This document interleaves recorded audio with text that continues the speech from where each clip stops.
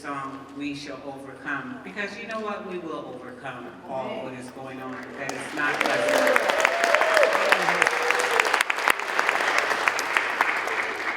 We have Millie here to help us out. She's one of our youngest, twice as smart students.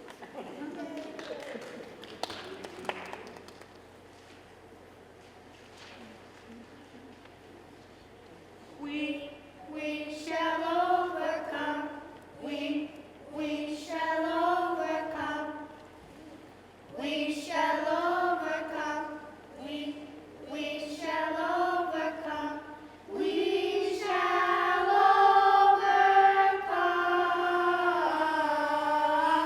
We shall overcome. We shall overcome. We shall overcome. We shall overcome.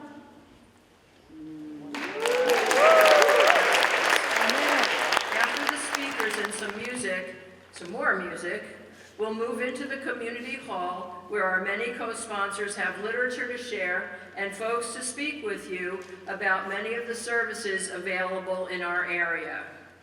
Also in the community hall, we invite you to share in the simple lunch donated by our sponsors and our co-sponsors. At about 2 o'clock, in the community hall, we're going to ask our wonderful Annie Hassett to sing a couple of sing-alongs with us. And then at 3 o'clock, we'll close up and invite anyone who wants to help clean up to help us clean up the main hall, the community hall. We want to thank our sponsors, Traprock Center for Peace and Justice, Franklin County Continuing the Political Revolution, Western Mass Code Pink, Women for Peace, Amherst Young Feminist Party, and the Interfaith Council of Franklin County.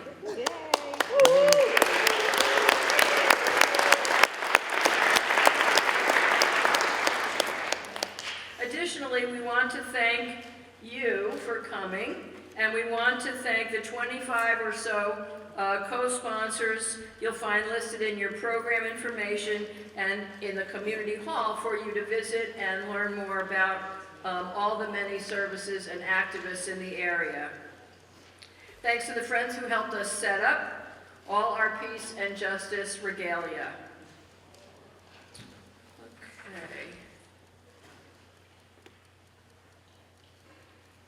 Okay. The planning for this event began shortly after November 5th with the election of a felon convicted by a jury of his peers for 34 crimes. We are here to resist the 2025 agenda of the incoming president who has gamed the system at every turn, aided by judges, elevated by gutless Republicans, led by Mitch McConnell, and aided by right-wing media. Our projects for 2025, by contrast, envision a brighter world. We stand in direct opposition to the MAGA extremists and their leaders. We envision a world where every person is valued and the most vulnerable are protected, where childcare, healthcare, and education are supported as critical to our general welfare, where our Mother Earth is finally recognized and cared for as the only planet that we have, where immigrants neither fear deportation nor separation from their families. We envision today as a coalition and community building event, and I see that so beautifully, thank you. It's a community building event in an explicit response to the threat posed by the incoming administration. We will need to support each other, and we will support each other. Yeah.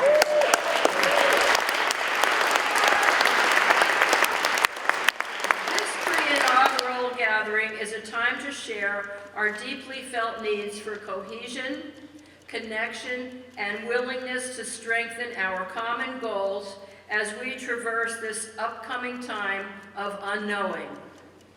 However, what we do know is that we believe in peace, sustainability, reproductive rights, defense of the environment and the climate, and protection of civil and immigration rights. What we believe in is peace, sustainability, reproductive justice, defense of the environment and the climate, and defense of civil and immigration rights.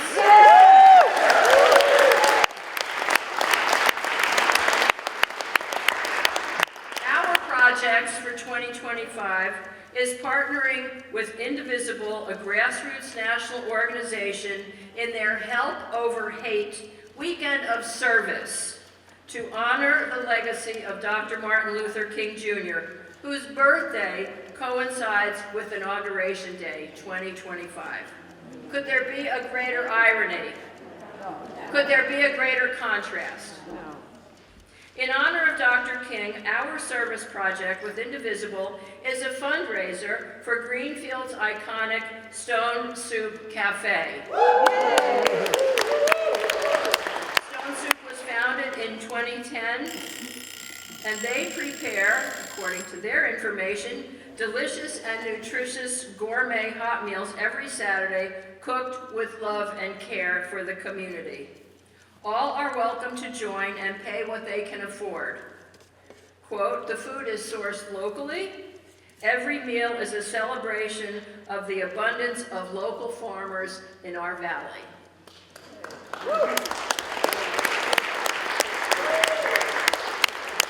Next Monday, from 5 to 7, Stone Soup Cafe will provide an MLK Day, pay what you can, soup supper at 399 Main Street, right here in downtown Greenfield. Stone Soup has a table with us today, staffed by Sarah Hiller. Is Sarah here? Maybe she'll be here. Oh, she's in the kitchen. Okay. Sarah is their volunteer coordinator for Stone Soup, so check them out at the table. And now, as part of our weekend of service, we're going to make a collection of money among all of you for Stone Soup. And the way that this is going to work, we're going to have the Raging Grannies singing while we do the collection. And what's happening is there's going to be Pixie, Jenna, Park, and David who are going to come around with baskets. They're going to send it one way down the aisles, and then send it this way, and then people will pass it over the pew to the aisle behind them, and then you'll get it in a minute. You'll figure it out. So if we could have the grannies up here to sing, and that way, you please keep it a little bit quiet while we're doing the collection. Except for us. Except for you. Okay, Raging Grannies.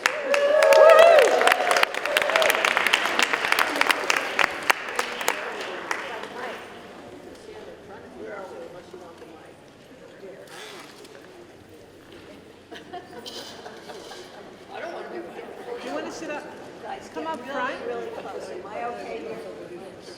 Can you see me here? You want the mic? Yeah. No. I'm sorry. Can you see me here? Am I okay? Yes. Rage against all war?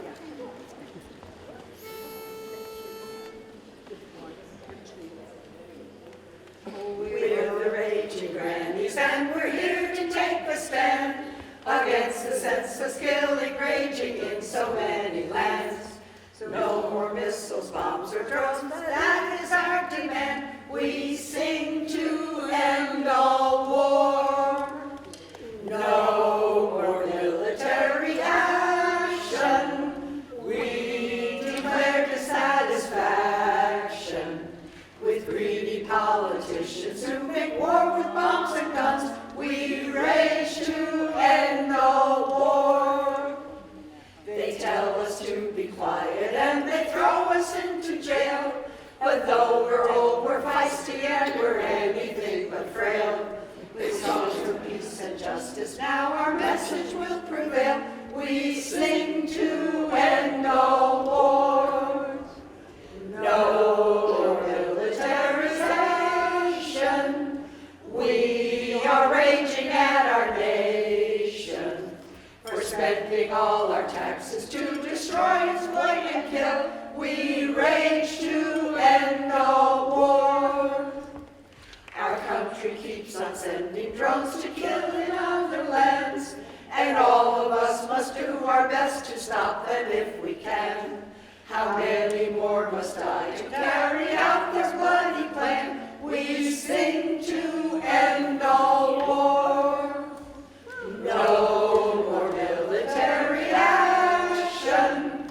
We declare dissatisfaction. With granny songs and voices strong, we rage with all our might until we end all war.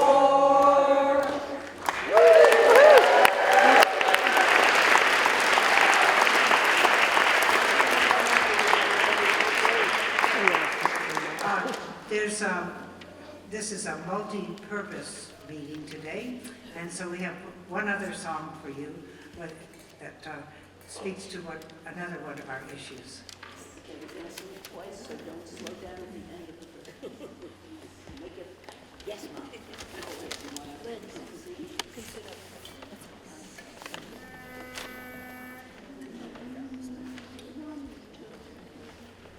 No, no, no, you don't tell me what to do. My body is mine. It won't be ruled by you. Yeah. No, no, no, you won't silence women's voice. Whether to have a baby or not remains a private choice. Yes. Roe v. Wade, it was a settled case. Why didn't Congress leave it alone and honor women's space? No, no, no, you don't tell me what to do. My body is mine. It won't be ruled by you. No, no, no, you won't silence women's voice. Whether to have a baby or not remains a private choice. Yes. Roe v. Wade, it was a settled case. Why didn't SCOTUS leave it alone and honor women's space?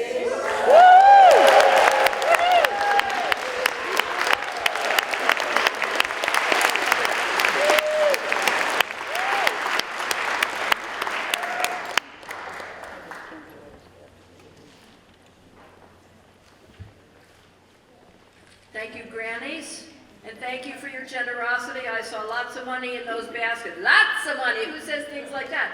Lots of money. Except it wasn't tax money. It's for a good cause.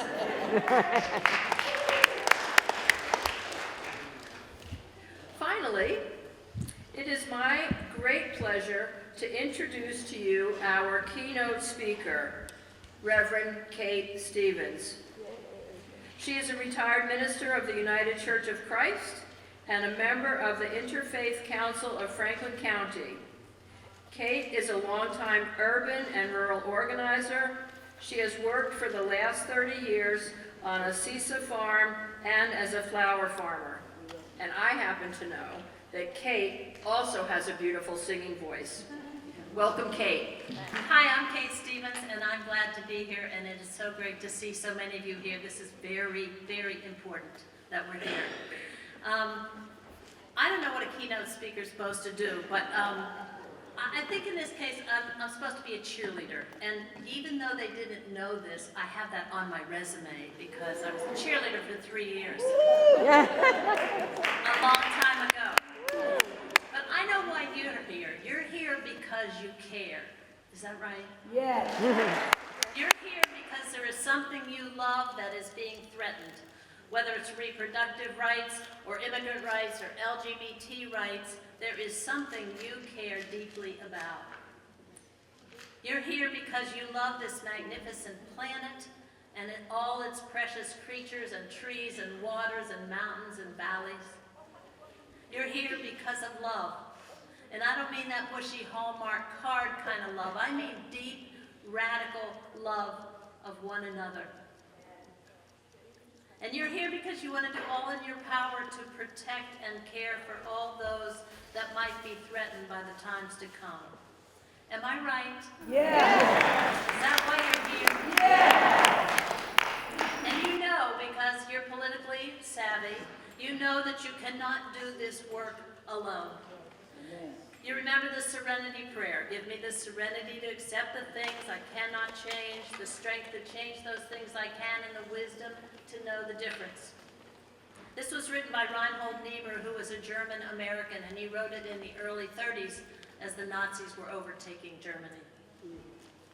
We don't know yet what we will be able to change, or what we will be called to do, or where we will be invited to push back, or whose lives we will be moved to protect. We don't know that yet, but we do know that we cannot and should not try to do any of this work alone. Autocracy succeeds to the extent that it can divide people and make them afraid and cause them to isolate. Please don't isolate. Please reach out. I'm asking you to reach out right now. I want you to find someone near you that you do not know, and I want you to meet them. I want you to share where you live and what you care passionately about. It's going to be less than a minute, so you have half a minute each, but find someone you don't know. Hi.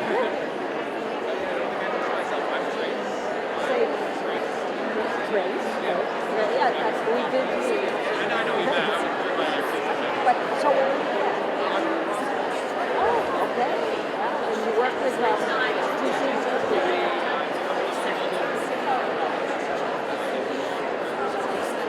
Oh.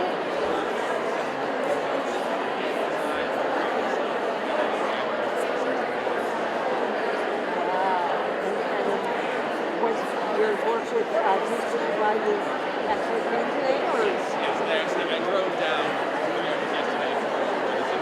Because you're living in Burlington. Oh my God. Wow. Well, I'm impressed. Okay, friends. Okay, this is our work. This is our work. But I've only been up here for 3 years. This might be the most important work we do in the next few weeks. My father was from the north. This is As a our child, work. grew up here, but I ended up living outside Washington, D.C., and then down in Florida. This and is then our in work. Canada. This is what we need to be doing. We need to be reaching out. We need to be meeting new people. We need to be forming communities. And so We need to it's find an affinity group audiovisual, or volunteer locally to assist those in need. We need to get to know our neighbors. We get to reach out and volunteer to help those with needs.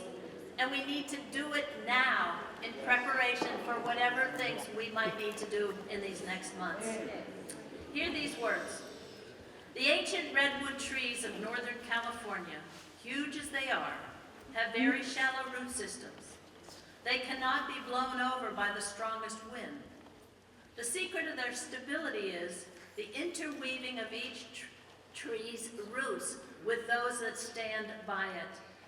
Thus, a vast network of support is formed just beneath the surface. In the wildest storms, these trees hold each other up.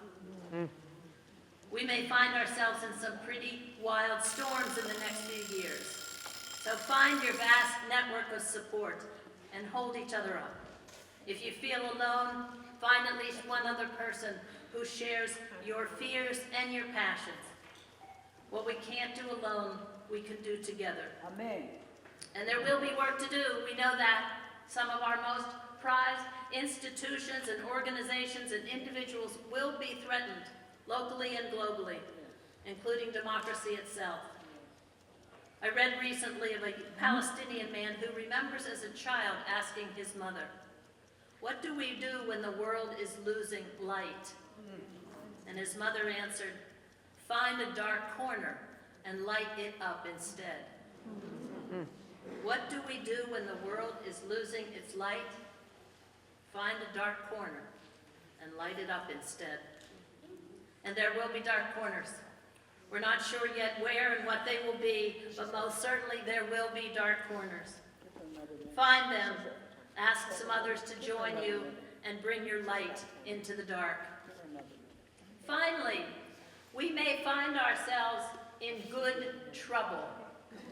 We may have to fight, hopefully non-violently, We know we're going to have to push back. That much is certain.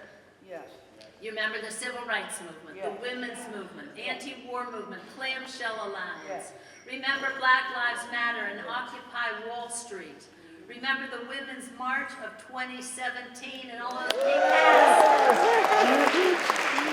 We have models, we have heroes, we are not alone. Remember the sit-ins and die-ins, the marches and the rallies. Remember the kneeling football players and the fist in the air. We will use these methods. We will push back. We will resist. But I read recently that our hearts are organs the size of a fist. So when we push back, when we raise our fist, remember that fist-shaped organ and do it with heart, do it with love. I believe it's the only way we will make change. We don't need to love the enemy. I don't care if you love your enemy. We need to love ourselves. We need to love each other.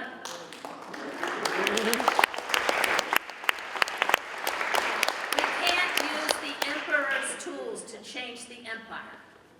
But we can change the world if we work together and we hold each other up and we do it with love. Two fists. Watch what happens. Thank you. Thank you, Kate.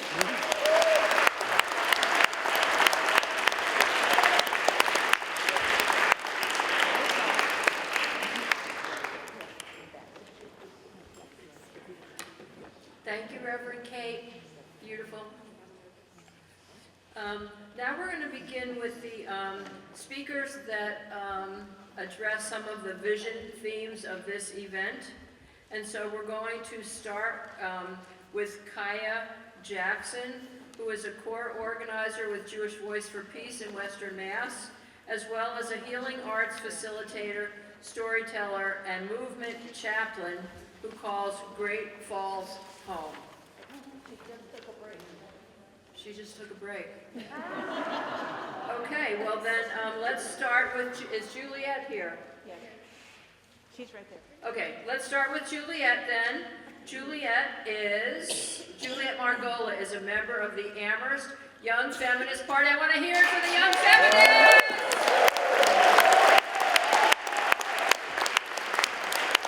Juliet is also a teacher's assistant at the Fort River Middle School in Greenfield. Let's hear it for Juliet.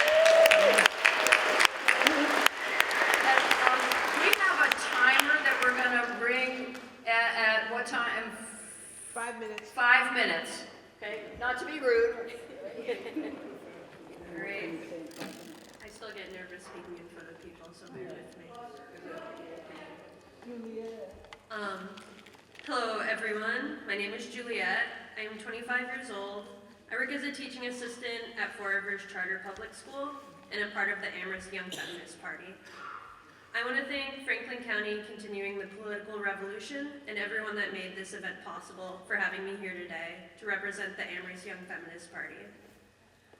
Our group is a local chapter of a national organization that is fighting for gender justice, consisting of young adults, college students, high school students, and recently middle schoolers as young of 13.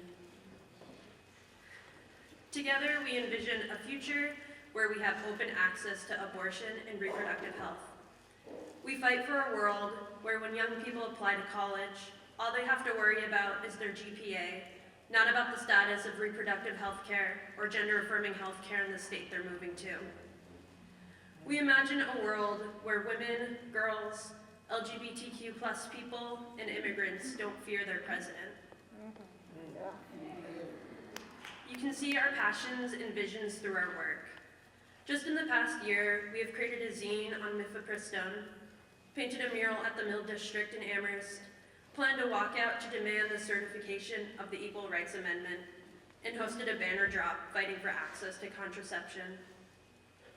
We have also been lucky to collaborate with other local organizations like the Reproductive Justice Task Force and the Abortion Truth Campaign on many different projects. We are so grateful to be fighting this fight along so many amazing people. I continue to be inspired by the people that have been fighting for abortion rights since before Roe v. Wade was passed. It's you who remind me there was a world before abortion access that you fought through, and that together we will get through the next 4 years. When things get hard, remember that we are here for each other. Support your communities, talk to your neighbors, call your legislators, donate to abortion funds, and don't give up. Thank you.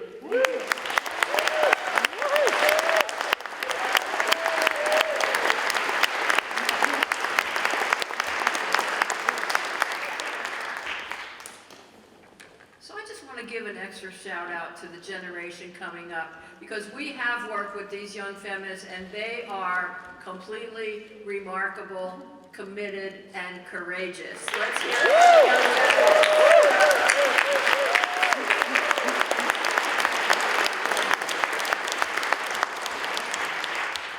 Okay, and now, Kaya Jackson, who is a core organizer with Jewish Voice for Peace for Western Mass, as also a healing arts facilitator, storyteller, and movement chaplain who calls Great Falls home, and she will speak to us on the matter of peace.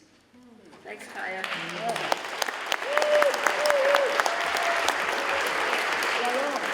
Hi, can y'all hear me okay right here? Yeah. All right, hi, I'm Kaya. I say them pronouns. Just lean in a little bit, Kaya. All right, I'm gonna lean in.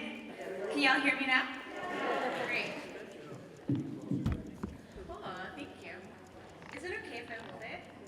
Oh, this is fine too. Okay, I'm Kaya. I use they, them pronouns. Thank you for having me. I might speak for just a tad more than 3 minutes, just to warn you. You can have 5. Oh, all right, perfect. All right. So back when I was living in Richmond, Indiana, I made connections in unexpected places. One of those connections was a neighbor who I'll call Toby today. Toby was a 16-year-old trans boy who had dropped out of high school after being bullied relentlessly. My dog Apollo, a local activist who many of you know, became fast friends with their newly adopted pup, and we found ourselves hanging out in his front yard or at the dog park regularly. One thing that Toby shared with me will always stay with me. 5 good years. I just want 5 good years. This broke my heart and also opened it up. It seems so little for a teen of his age to ask for, yet in the world we are living in, and from the vantage point of being solidly planted in my adulthood now, it is so, so much. What can happen for any of us in the span of 5 years? Perhaps one of us will be lucky enough to fall in love and settle into our life anew, while perhaps another one of us will lose the love of our life to gun violence. Perhaps one of us will adopt a new member into our chosen family, while another will seek an abortion and, if we are in the right place at the right time, receive the care that we deserve. Perhaps one of us will finally get that opportunity for career advancement we've been waiting for and working towards all these years, while another one of us, maybe one of our most steadfast and caring community members, will get laid off with little notice and no plan for how to cover next month's rent. Maybe one of us will finally get that book of poems out, while another will suffocate on everything stuck in their throat. There's no guarantee that any of us will have 5 good years. For people in Gaza, I don't know who is asking for 5 good years anymore. From the footage I have seen on the ground, people are desperate for a single glass of water, a single night of less dramatically terrorized sleep, for a single sighting of a familiar face. For anyone who has ever witnessed a loved one struggling to survive in the face of sickness or injury, perhaps you too are familiar with asking for one more day, just one more day to be by the bedside of your beloved. May God grant us one more day together.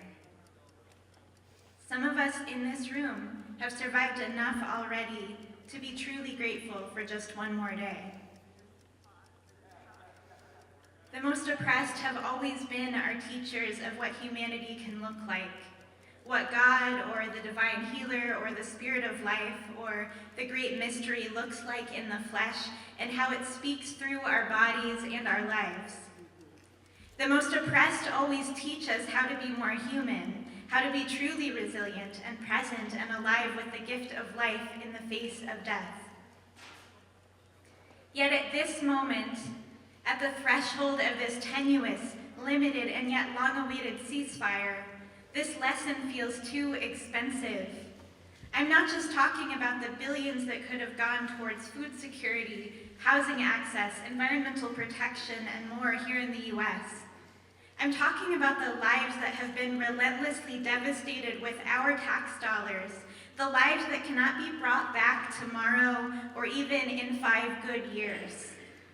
As I struggle to continue to speak about Gaza, I feel a deep sense that I do not have a right to learn through the trauma of other bodies, to make meaning of another's suffering for the process of my own meaning-making. I am not at peace with this reality that we have co-created together. I am not at peace with what I have witnessed this year. I am not at peace with what we have done. I believe that it is our responsibility not only to keep looking and witnessing the suffering, the resilience, the unmet need, the full face of humanity in Gaza, but to become the teachers of our own humanity here and now, to dream bigger and deeper than we could have ever done before, to dedicate ourselves to 5 good years not only for ourselves, but for our neighbors across the street, for the trans youth in our community who are suffering, for a single displaced family in Gaza. I believe it is our duty to carry a vision that makes space for everyone to have their needs met, that reflects everything we have access to and everything that we long to become together. This isn't just about money. This is about our bodies. This is about the relationships that we have access to here and now. This is about the people who are still alive. This is about the practices of community care and mutual aid that will keep us alive together. This is about keeping ourselves safe and also keeping our hearts open, nourishing our collective courage and hope in the face of ongoing violence everywhere. We cannot stop breathing and we cannot stop dreaming. I am asking us to dream bigger for ourselves and our children, not only because we can, but because we must. May it be so. Thank you, friends.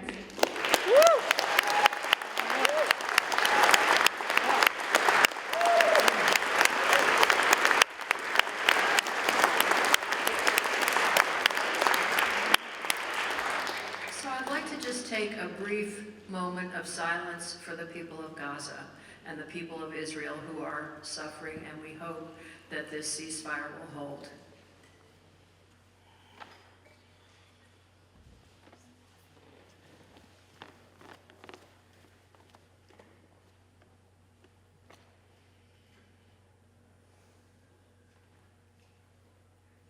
And I want to thank Kaya for the beautiful talk that she gave and the reminder that time is not something we are promised, and that each day brings something new, and it can bring unexpected, unpleasant surprises with our health, our families, all kinds of things. So thank you, Kaya. And I want to give another shout out to the rising generation of young people who are so brilliant and so clear.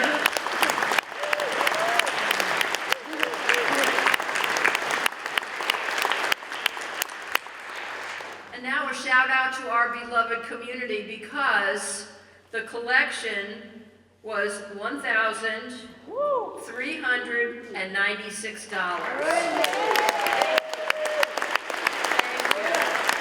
That's going to Stone Soup Cafe. It's a beautiful gift that we share in giving to Stone Soup. Oh, and now it's time for Sarah Pirtle.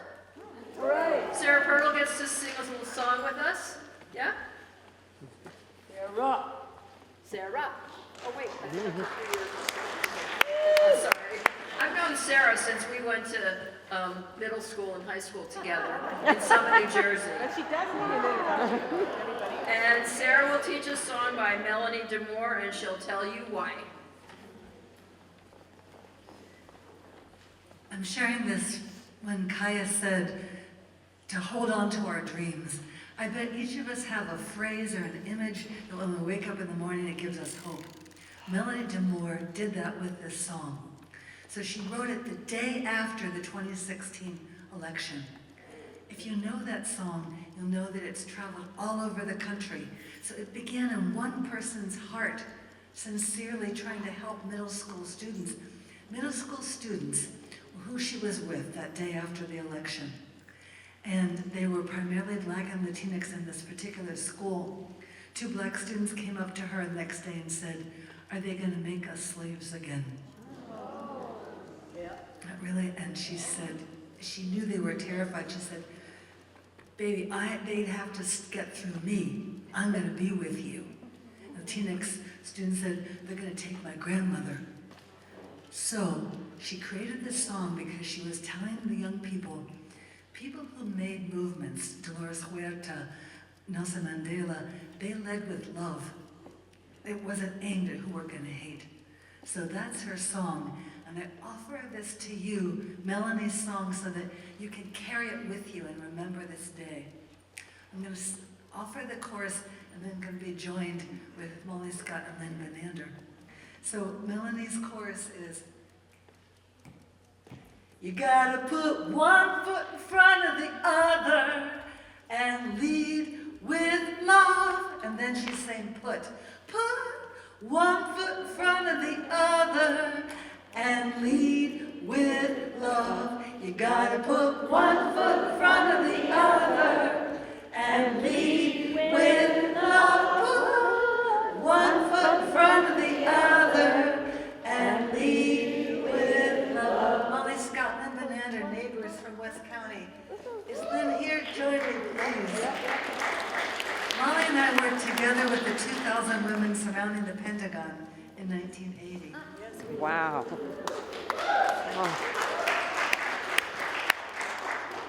Echo us back. Don't give up hope. Don't give up hope. You're not alone. You're not alone. Don't you give up. Don't you give up. Keep moving on. Keep moving on. Don't give up hope. Don't give up hope. You're not alone. You're not alone. Don't give up hope. Don't give up hope. Keep moving on. Keep moving on. You gotta put One foot in front of the other and lead with love. One foot in front of the other and lead with love. You gotta put one foot in front of the other and lead with love. One foot in front of the other and lead with love. Lift up your eyes. Lift up your eyes. Don't you despair. Don't you despair. Look up ahead. Look up ahead. The path is there. The path is there. Gotta put one foot in front of the other and lead with love. One foot in front of the other and lead with love. You gotta put One foot in front of the other and lead with love. One foot in front of the other and lead with love. I made a new verse.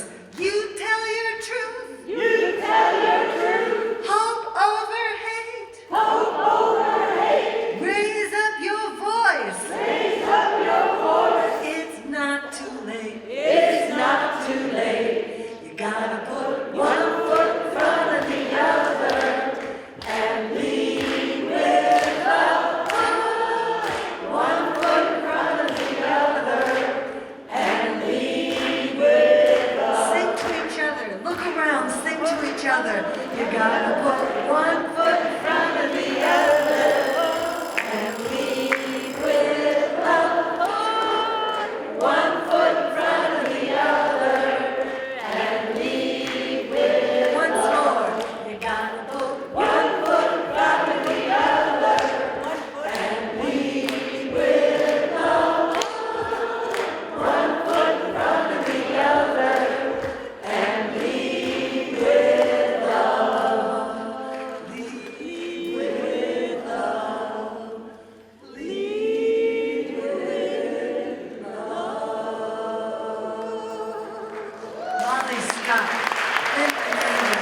Melanie DeMoore's song.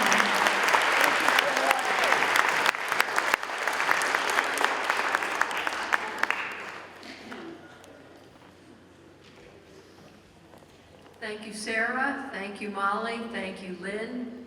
We need the music to keep our spirits and our souls rising. Here, here. Right? Okay.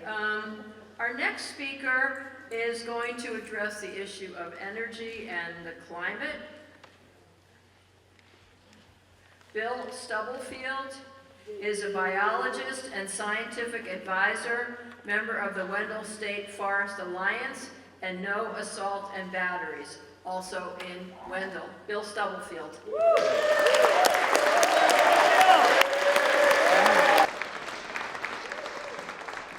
Hi everyone, delighted to be here. I was pulled into this at the last minute and sort of cobbled together a few remarks, but here it goes.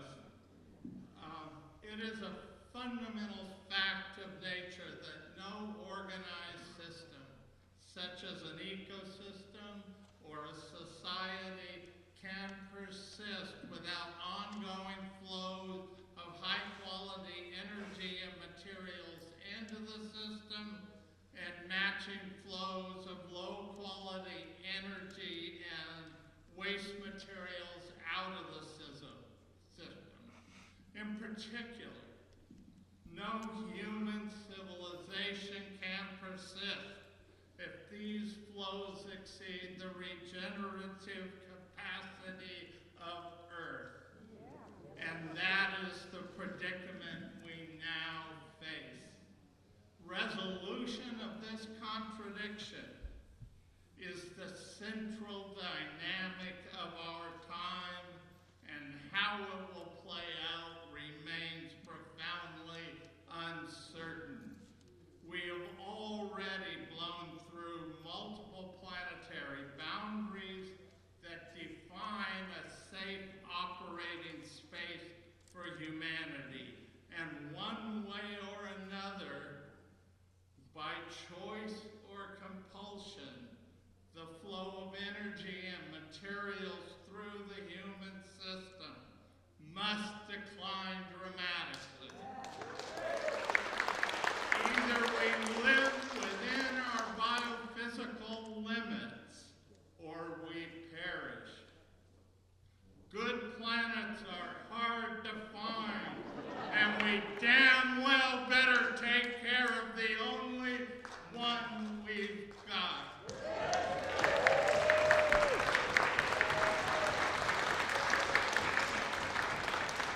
This is a matter of existential significance, but the planetary crisis of today involves far more than the ecological overshoot on a finite planet.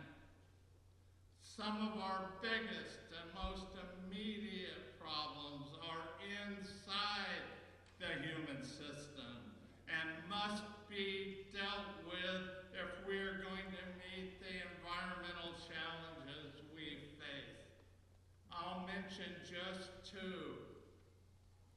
There are fundamental problems in our economic system, including runaway inequality and the maldistribution of resources on an epic scale both within and among countries. It's me, and more, all the time. Another fundamental problem is in how we govern ourselves, manifesting as a crippling inability to coordinate effective action to meet our many problems at every level of government. To say nothing of the pandemic of neo-fascism, endless war, and the looming threat of nuclear annihilation. Altogether, we face a crisis of unprecedented scale not be corrected with a few tweaks and band-aids. Fundamental change is needed. And what we do now will echo far into the future. In view of the severity and the pervasiveness of the predicament we face, it is hardly surprising that we see efforts to minimize it, to say it's just a Band-Aid situation, not an emergency room situation, and certainly not an intensive care situation.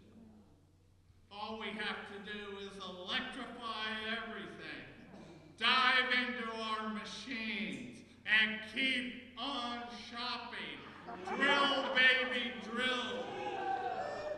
But this is an illusion, just another form of denialism.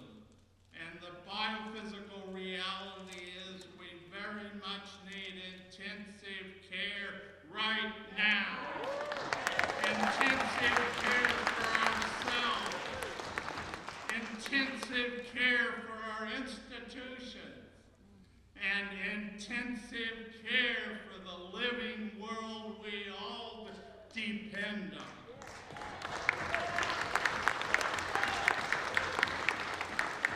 When we stand back and look at the Earth system as a whole, we see that everything is connected to everything else. Every action has multiple consequences, and we can't do just one thing. It seems that every gain comes with a loss, and every loss comes with a gain. So how do we find our way? Science is essential, but science alone is not enough and must be balanced with wisdom. Now, I'm no guru. I don't even play one on television. But my everyday recipe for the wisdom we require is threefold. First, we must cultivate a broad and inclusive perspective that recognizes the systemic interconnectedness of all things and the necessity of breaking out of our individual bubbles to see the big picture across all the boundaries that divide us. Second, we must cultivate compassion for all beings, human or otherwise. And third, we must cultivate precautionary restraint to minimize avoidable harm. There is a bumpy road ahead, friends, to say the very least. And we're going to be much better off if we link arms, join forces, and face reality together with our eyes wide open.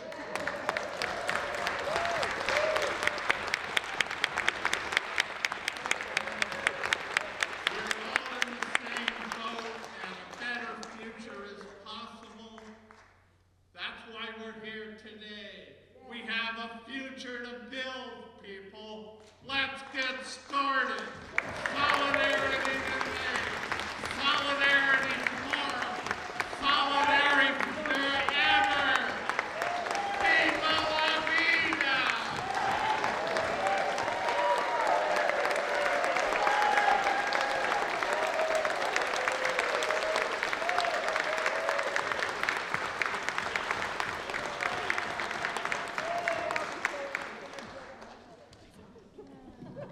We may have come here on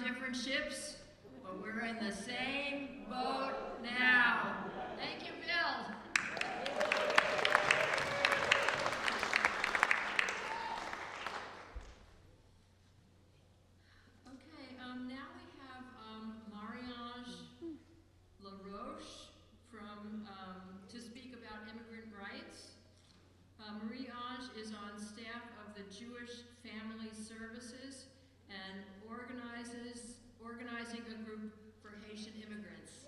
Marie-Ange.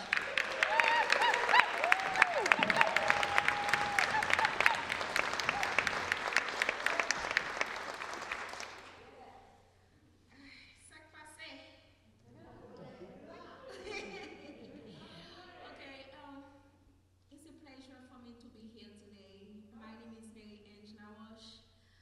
I'm a Haitian. Yes, I'm from Haiti. Like as all of you already know, what is going on in my country right now. Okay, what is going on in my country right now? And then I have a lot of Haitian community in Springfield and it's around, so it's dealing with a big fears right now. Every day, I don't have a time off. Weekend, Saturday, Sunday, I'm like a big mom to them. They come and call me, what's gonna happen to us? We are feared to send our kid to school. Can we send our kid to school? Can we go to a visit doctor? And then nobody not gonna come in to get us because they said there will be a big mass deportation and Haitian community is one of them they target more. And let me tell you right now, it's really bad in my Haitian community. And even I have some of them, I have appointment for them to come to the office. They call me, I don't want to come to the office because I'm scared. And then some of them already receive call. I don't know if it's scam or who they are. Ask them information regarding their immigration status. And we don't have a country in Haiti right now. Even they deport them back to their country, they don't have a place to go. They don't have a place. Our airport was shut down. There was no flight. And also, our own president get killed. And then he have a lot of people, security, all he get killed. Some people, their house they push them away from their own house, take over by gangs. Gangs is control my country right now.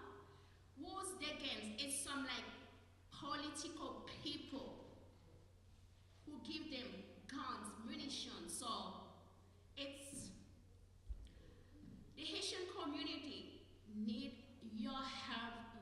They need your help.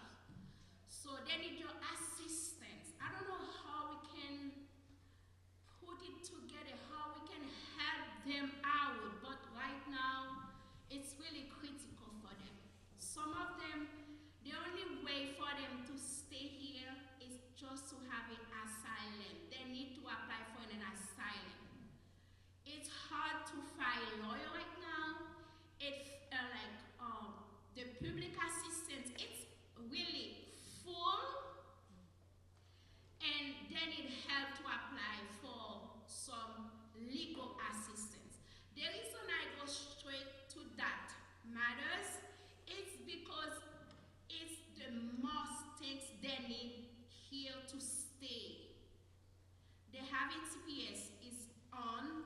The government said, the new government we're gonna have, said they might be cut off, So, as a Haitian myself, I've been to that situation also before. It's really sad. It's really, I don't have a word to say. The Haitian community, they need your help. I'm working for Jewish Family Services, and like yesterday, we have to take all the files to move things because we don't want to expose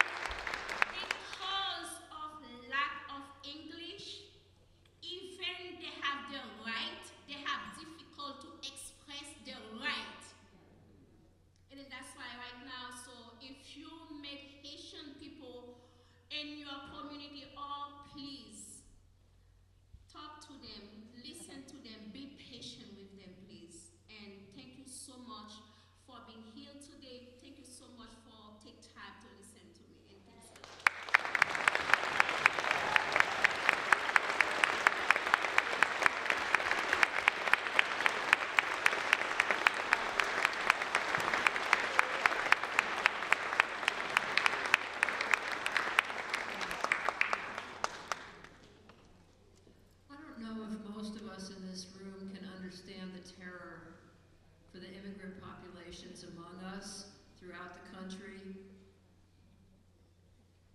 We're in a terrible period of unknowing and feeling very, very unsettled because there is so much unknowing. That's why we're here. We need to stick together. We need to help each other. We need to support our Haitian friends who have moved to Western Mass. I think there are many who are living in Greenfield and other communities. And I think it would behoove all of us, myself included, to learn the history of Haiti, because there's been years and years and years of American intervention.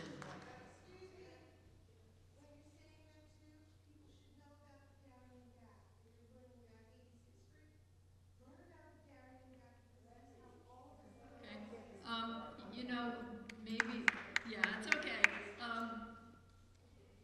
Maybe later in the afternoon we can have some announcement times, but I do implore you to learn some of the history of Haiti, because it is very, very important, and the United States plays a big role in the political, economic, and social problems that exist in Haiti today.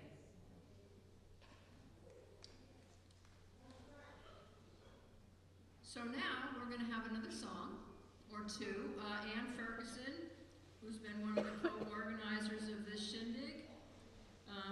Ann is a local feminist, peace and social justice musician and former teacher who lives in Lebanon. Ann Ferguson.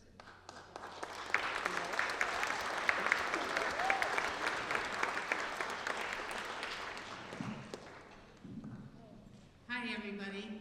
It's just been a wonderful day hearing all the inspired talks about the importance of us building community in this difficult times. And I want to give a shout out to the importance of music in our struggles. We need that solidarity that comes from the body, not just the mind and not just our vision. So I'm going to teach this song. It's a song called Look to the People by Ruth Pelham, and it's something that everybody needs to sing with me. I'm going to start with the importance of music, and then I will shout out a word and you just join me. And one other thing before I start. The civil rights movement in this country was successful partly because they brought the people together in song, in the churches, on the streets. They shouted, they sang together, they sang when they were in jail. We need to do that again. We need to learn how to do sing-along songs, just like We Shall Overcome, the Twice as Smart Singers were singing. We need our songs for now. And this is a good one, and you can learn it and you can sing it wherever you are. Okay, so here's how it goes. Gotta look to the people for music in the hard times coming ahead. You gotta sing and shout, work it on out in the hard times coming ahead. With the people's music and the people's music.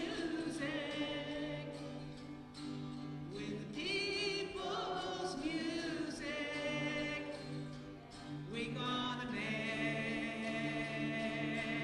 it. Vision, gonna look to the people for vision in the hard times coming ahead. We're gonna sing and shout,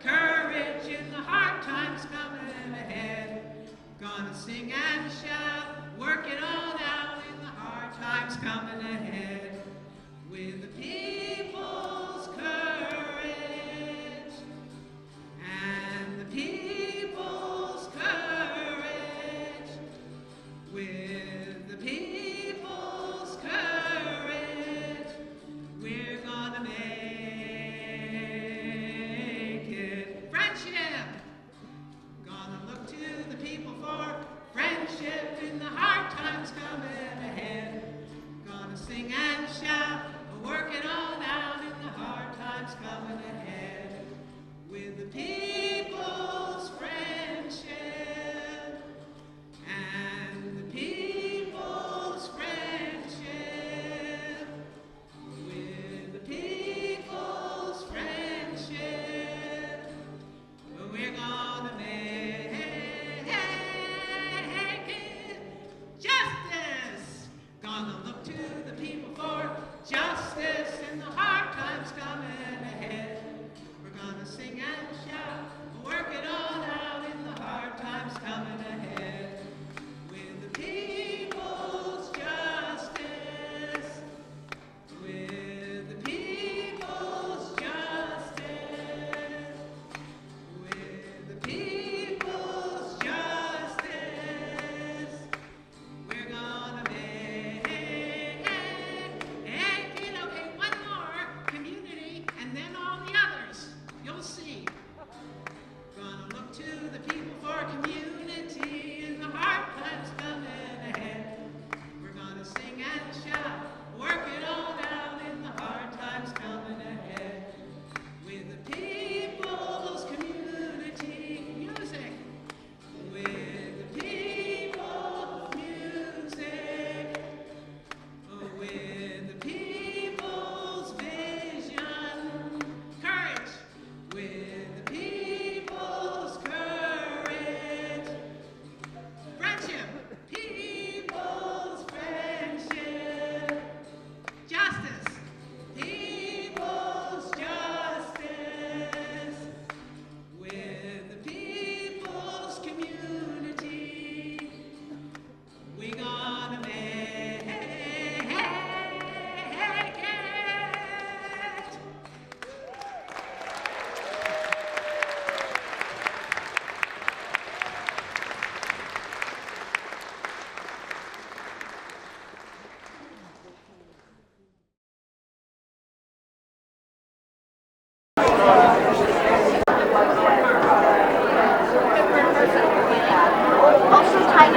Nice to meet you.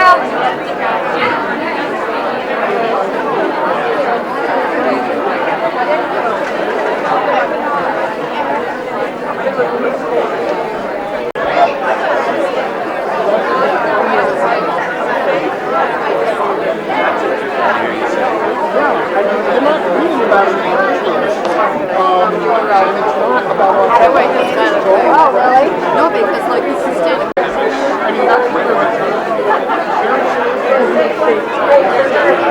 How are you doing? Good to see you. Yeah. And these are vegetarian also. Yeah. I just brought out the tray of those. I can't hear what you said. Okay. Well, their wife survived yesterday. Yeah, but most of this stuff is wrong. I know. Diane Manson is so one who did that. No, it's gonna be like separate. So the new is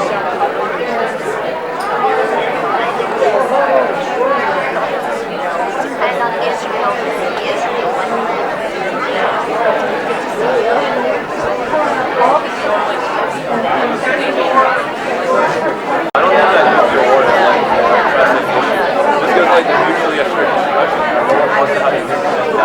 That's the plan, but you know what that doesn't take into account?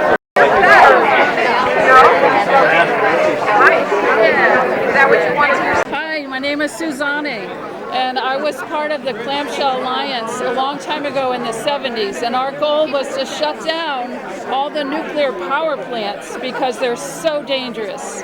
And this country the world has never figured out a way to deal with the radioactive waste that comes from these nuclear power plants. So we have a lot of waste that's very dangerous building up. Now there are some people, climate change, there's a climate crisis. We all know this, and we need to stop burning fossil fuels.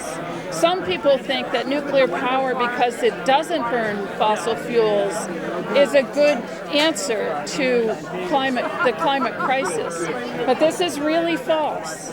And really the answer is what we all know, the simple things, which is conserving, making the houses nice and tight so they don't lose heat, and using solar and wind and other alternative sources, which you can build right away, and we are building them right away.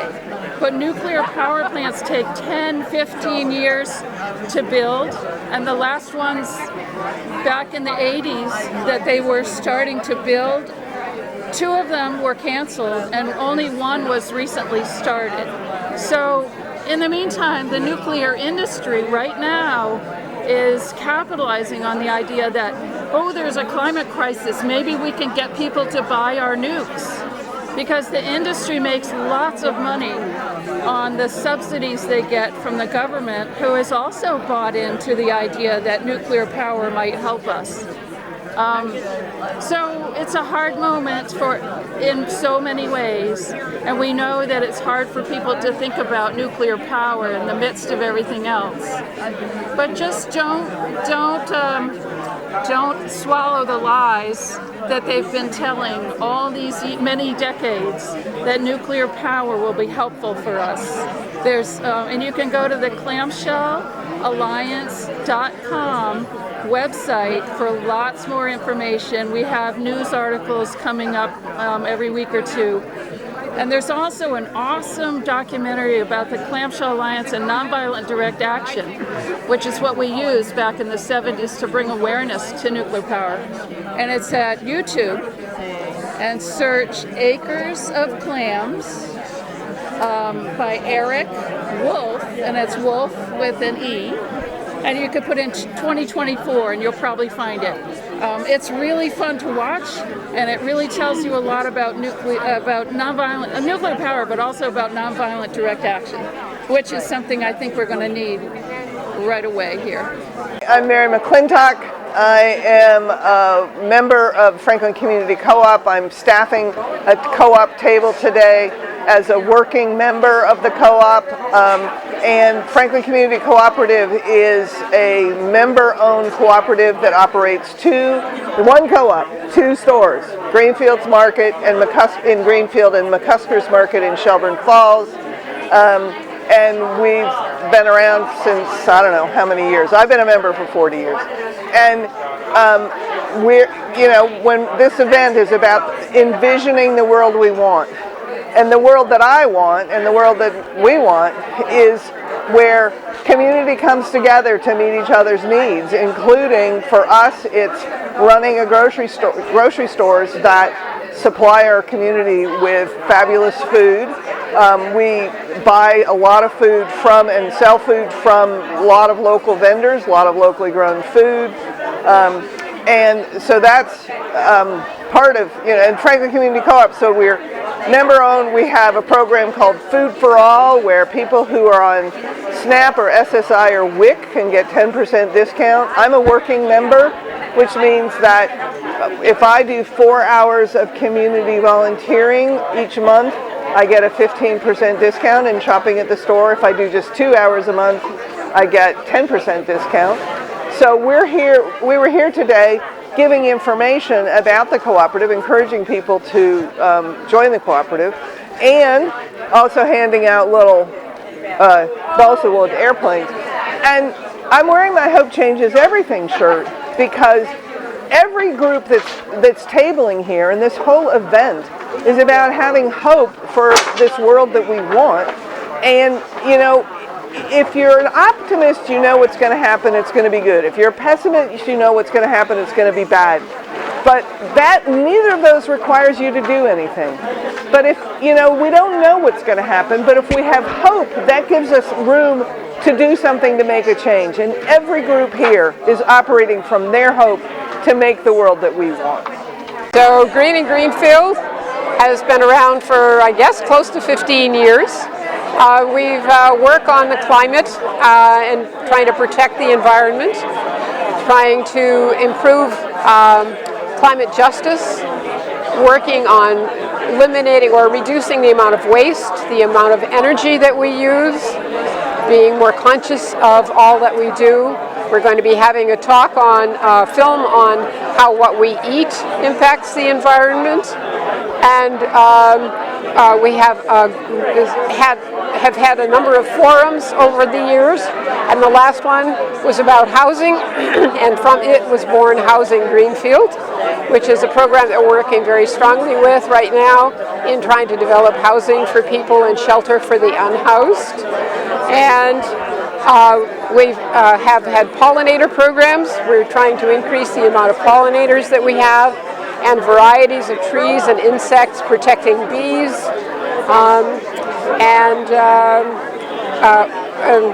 We're trying to decrease the amount of waste that people use and reduce overconsumption, because all of those things impact our planet. So I'm representing the Nolambika Project.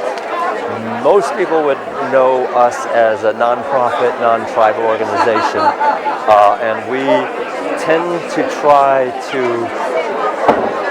let's say, encourage or share information about the native people here. And so it's a really good sense right now that there's a lot of momentum going on among native communities in terms of the land back process and basically activities. So what I'm doing here today is just standing and answering questions about what's been going on, and it's just been a wonderful occasion right now, because I've never been through this, but this is a mob here and it's just great. So I want to thank the organizers for that. My name is Russell Friedman. I live in Lanesboro, Massachusetts, about 50 miles west of here in the Berkshires. And I'm I'm state coordinator for Progressive Democrats of America.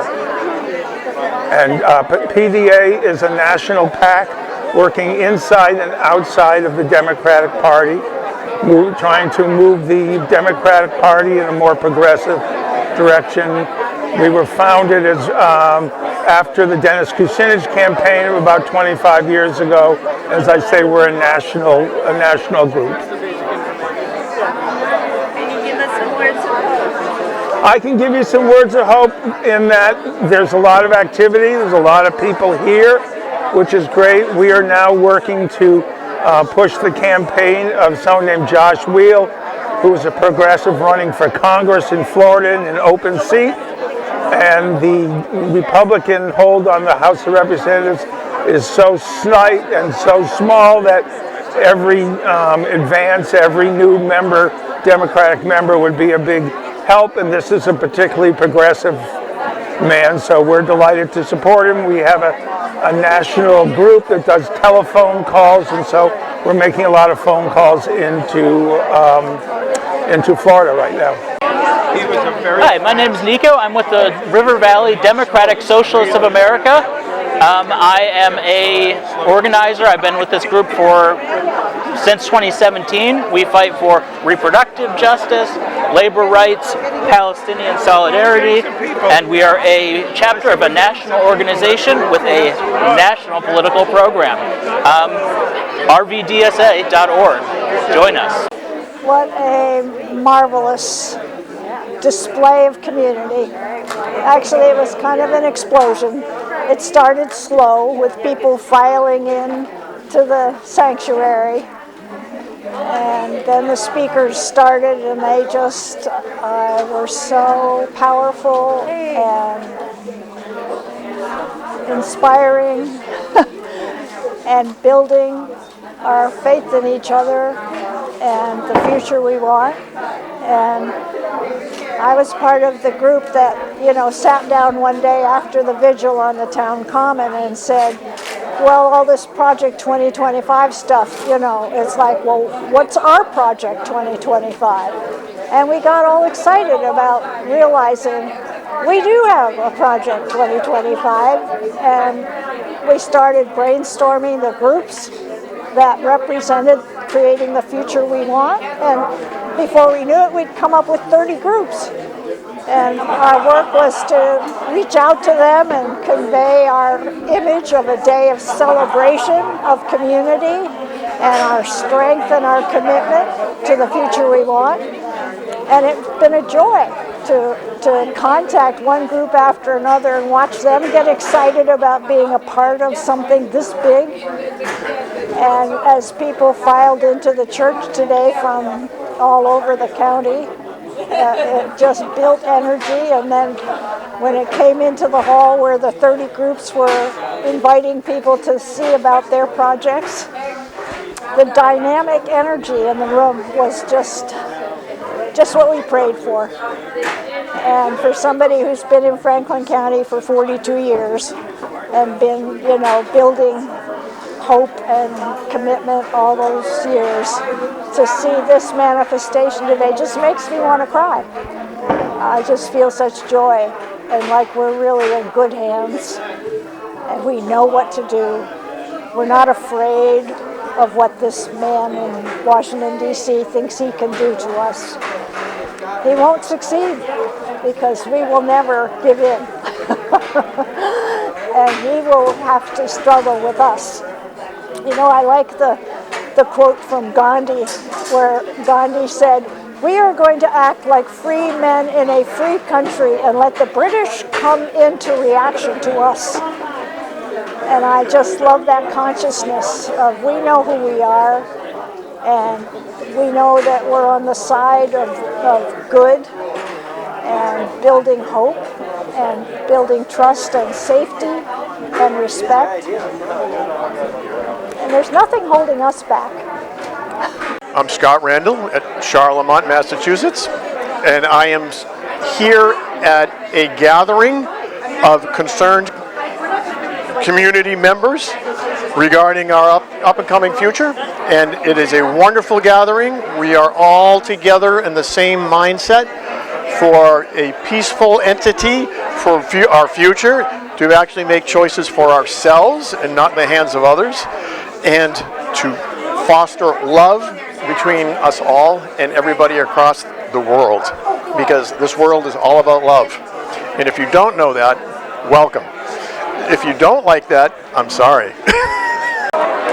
I think being together in community and working together and supporting one another is how we're going to get through what's coming our way. And mutual aid organizations like Stone Soup Cafe are a great example of that. So thank you so much for the donation. Yeah, I was to say, Visioning Bear, we actually were born out of Nelquit. And then we were just wanting to be safe in our community. And that led to us coming up with a curriculum. It was based on the original instructions. But, the theme of the day is about envisioning a world that we would want to live in. The world that we would really want to live in is one where land is sovereign and land is liberated, like Mother Earth is liberated, the climate is really critically important, and that everyone shares a piece of the land. There's no homelessness because everyone has a place to live, and that the whole capitalist structure that foments a lot of violence just by its very existence and its racist underpinnings and birth of that is no longer what we none of us wanted anymore, and what we see is that that's been the source of the trouble.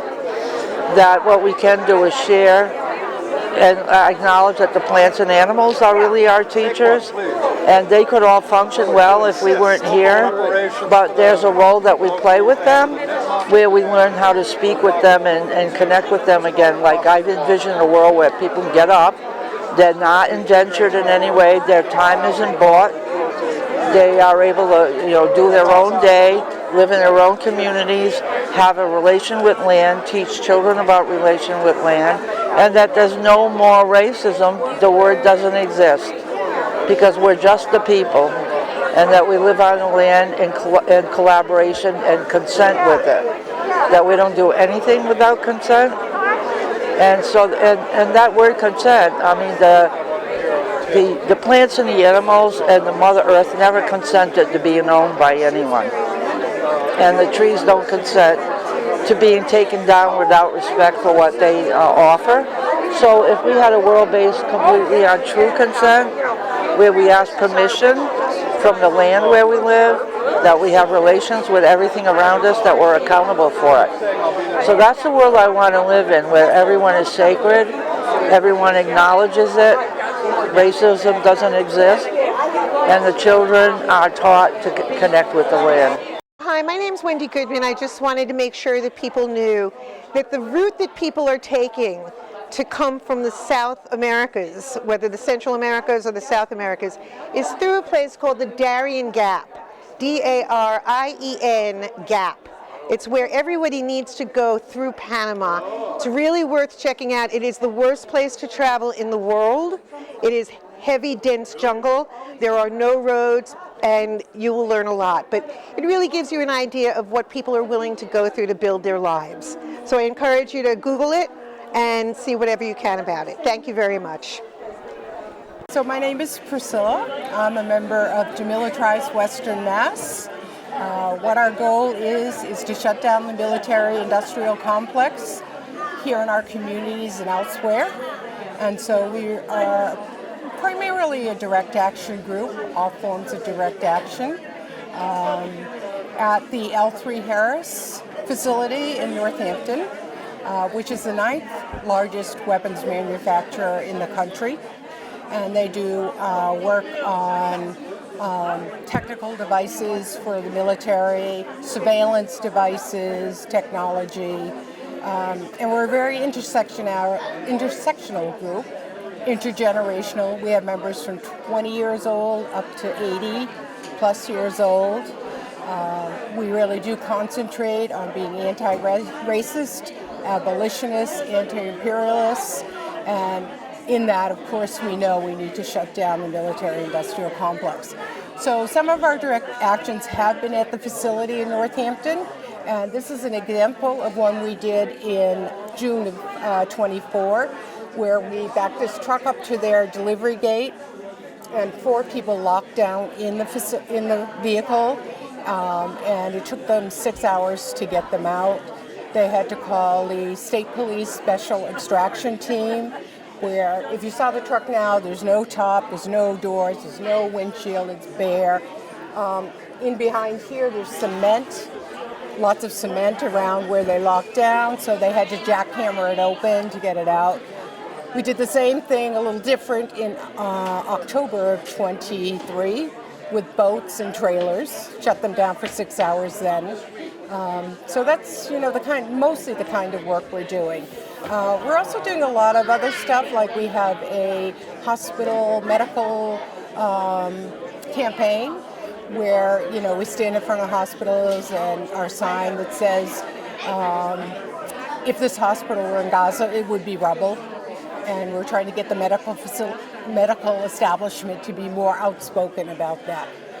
We're actually doing one of those standouts on Tuesday of this week, coming up at the Greenfield Bay State Medical. We've done a lot of work trying to get Representative McGovern to do more to end the genocide in Gaza, including an occupation of his office for 4 days. So that's the kind of stuff we do, and we're not going to stop because it has to happen. Something has to change. Hi, I'm Julie Orvis, and I'm with the Interfaith Council of Franklin County, and I happen to be the treasurer of the Interfaith Council.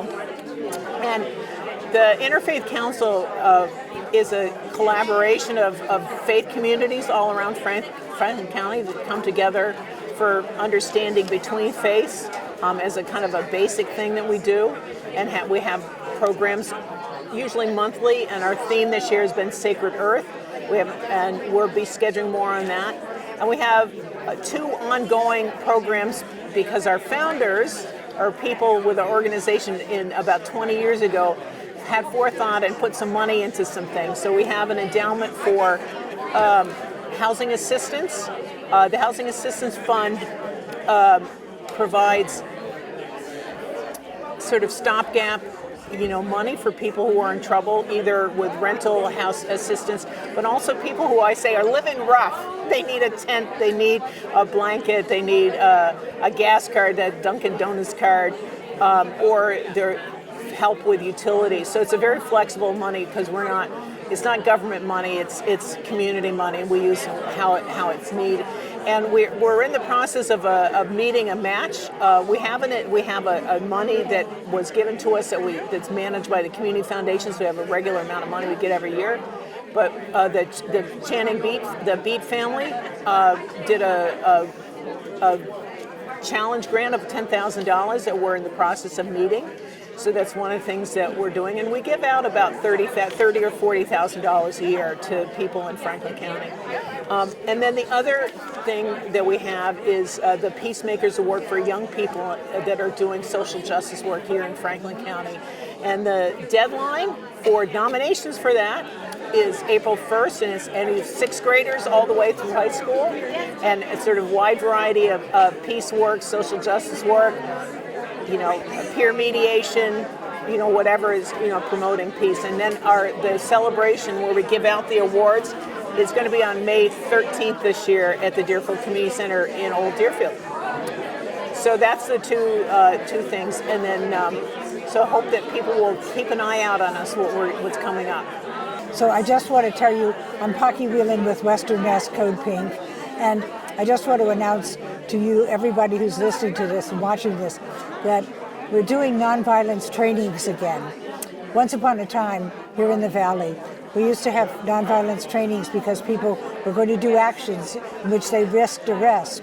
Well, today, it's not only people doing actions at risk arrest, but perhaps just walking down the street, perhaps just being a person of color, perhaps being a trans person. You are at risk of being arrested. So we're starting up a new round of nonviolence trainings.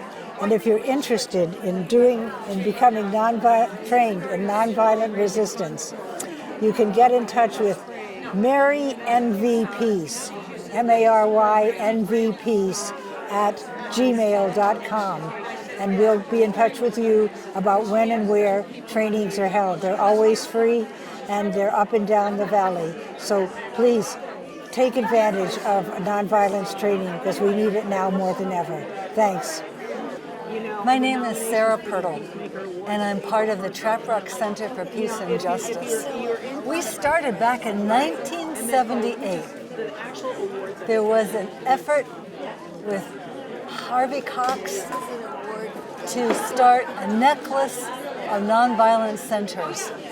And we were the first one founded with the Rene Dubois slogan, think globally, act locally.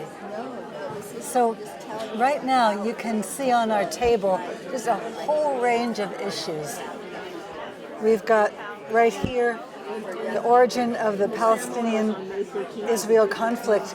Then we also have, as one of our main things that we're working on, is issues of feminism. We also have, for all these years, worked on anti-racism. So we're this great combination of seriously looking at what keeps the nuclear arms race going, but also having a peace camp. So we're trying to look at all the causes and factors.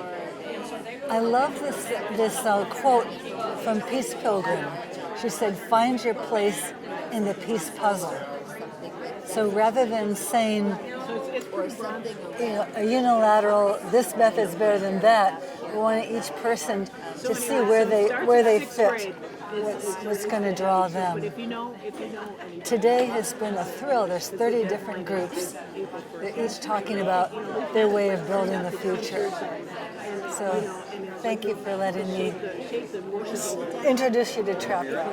One of the many things that Traprock Center for Peace and Justice has been part of is this wide field of peace education.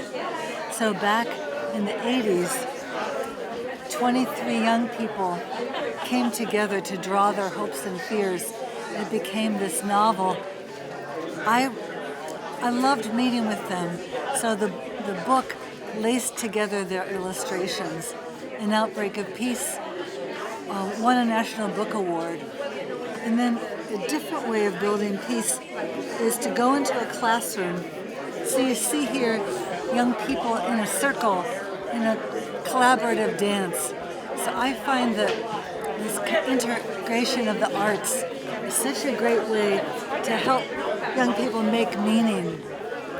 So when we talk about how to talk things out, we say that each person has to make their own journey and figure out the best way to do it. We welcome people of all ages as part of our wide community, and we have a very active web presence at traprock.org.